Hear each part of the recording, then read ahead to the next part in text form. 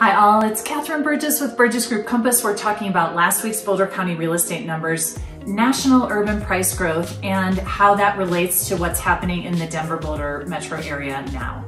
So last week we saw 12 more units of inventory come to market week over week, which put us in with similar numbers to what we saw in 2018, 2019, and 2020. That was the best that we've seen in the last 6 weeks, and we had 1.79 months of inventory. So how did that translate into the price bands? The price bands had, relatively speaking, a little bit more shopping opportunity.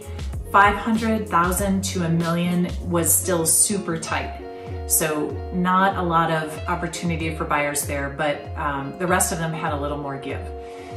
Looking at the national urban price growth, we had, through the pandemic, there have been three types of property that have really been tracked: suburban, rural, and urban. And through the pandemic, suburban and rural have seen this great escalation and rise in interest as people have wanted to have more space from their neighbors and more privacy.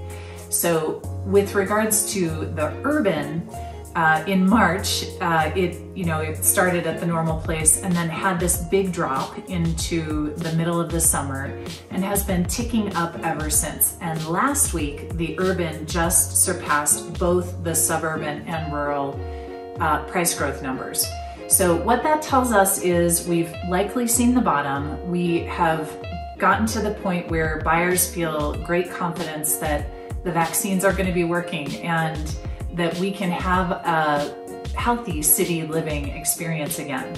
So at this point, it is probably not the top of the urban market. So if you have any interest in a pied-à-terre, either in the Boulder, Denver metro area or elsewhere, this is probably a very good time to pursue that.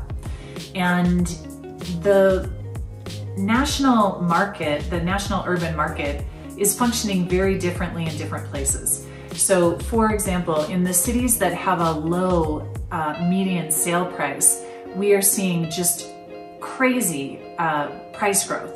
So for example, in Baltimore, we saw with an $180,000 median sale price, they've had a 38% year-over-year price change increase. And same with Detroit. Their buy-in is $79,000.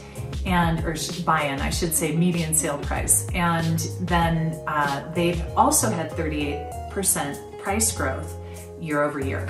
So if you contrast that with our most expensive cities, San Francisco, for example, has had 1.4% depreciation. Manhattan's had 2.2% price growth, and DC has had 5.5% price growth. So that is very moderate, and those can be great places to explore buying opportunities. How does Denver roll into this equation?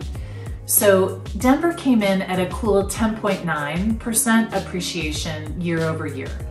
And so we've had many years with that type of appreciation. Keep in mind that that is looking back. That is now historic data. That is not how the market is functioning today.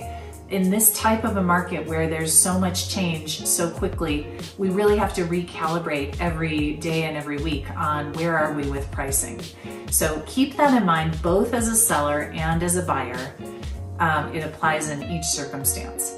So sellers, do note that, again, we still have way more buyers in the market than we have sellers. We do need to, if you are interested in taking your property to market, earlier is probably better because of the rising interest rates and people's buying needs being satisfied earlier in the season.